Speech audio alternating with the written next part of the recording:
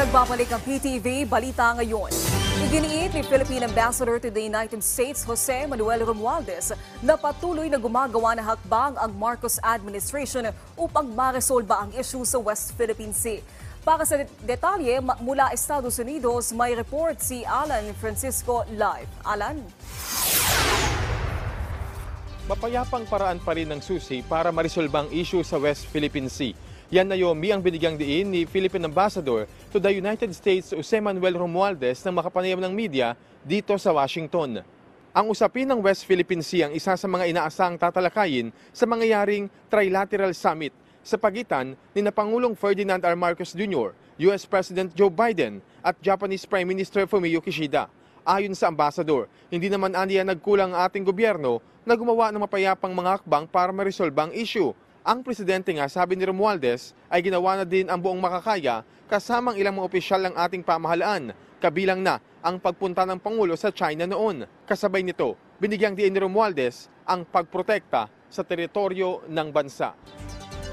Live mula rito sa Washington, D.C., Alan Francisco, para sa Pambansang TV sa Bagong Pilipinas. Naomi. Maraming salamat, Alan Francisco. Samantala, aprobado na ng National Food Authority ang mas mataas na presyo ng pagbili ng palay sa mga magsasaka.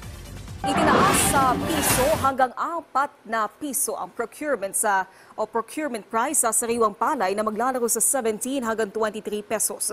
Habang ang dating hanggang 23 pesos na tuyong palay, pwedeng umabot sa 30 pesos ang presyo. Target itong ipatupad sa susunod na linggo upang makabili ng palay ngayong patapos na ang harvest season. Kasi mangyari muna ng NFA ngayon, maging competitive, makabili, kasi kukunti pa lang ang stocks. Kailangan magkaroon ng stocks ang NFA. Samantala, alamin natin ang ibang balita sa PTV Davao mula kay Vina Araneta. Maayong adlaw, gisugdan na ang rehabilitasyon sa Southern Philippines Medical Center kon SPMC Garden nga dunay 2 million pesos nga pondo karong tuiga.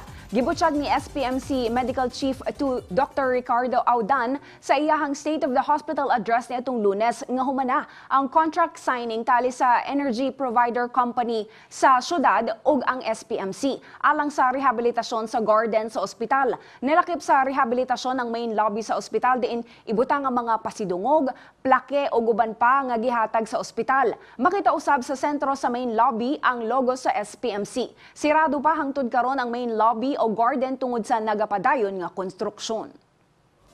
I'm happy to inform you that we have a MOA signing from the Davao Light Power Company to rehabilitate the garden in front of the ICU and the main building. Gibutyag sa Davao City Fire District on DCDF nga nisaka og 55% ang mga insidente sa sunog sa Davao City gikan sa Enero hangtod Abril 8 ning tuiga. Kung itandi niadtong Enero hangtod Marso sa niaging tuig, anaa lang kini sa 173 ka mga insidente. Apan karon niabot kini sa 269 ka mga insidente sa sunog. Sumala ni DCDF Senior Fire Inspector Frances Marie Sendrijas, nisaka ang porsyento sa mga insidente sa sunog tungod sa grass fire og non-structural fires tungod sa grabing kainit sa panahon. Wala hinuon na talang casualties karong tuiga. Apan, mas dako ang nahimong danyo sa mga sunog sa niaging tuig. Nagpadayon gihapon hangtod karon ang Oplan Ligtas ng Pamayanan o ang Fire Prevention Campaign sa BFP ngadto sa nagkalain-laing barangay sa Davao City alang sa paghatag og fire safety lectures ug pagbansay sa mga fire brigade volunteers. Ang programa naglakip sab sa mga eskwelahan nga nagpahigayon og fire drill ug fire safety lectures. When it comes to the damages naman po, no, mas malaki pa rin po yung damages natin last year compared to this year dahil yun na nga po, more on non-structural fire po kasi tayo ngayon. Og mao kadto ang mga nag-unang balita dinhi sa PTV Davao. Ako si Vina Araneta para sa Pambansang TV sa Bagong Pilipinas. Daghang salamat, Vina Araneta. At yan ang mga balita sa oras na ito. Para sa iba pang update, i-follow at i-like kami sa aming social media sites at PTV PH. Ako po si Naomi Tiburcio para sa Pambansang TV sa Bagong Pilipinas.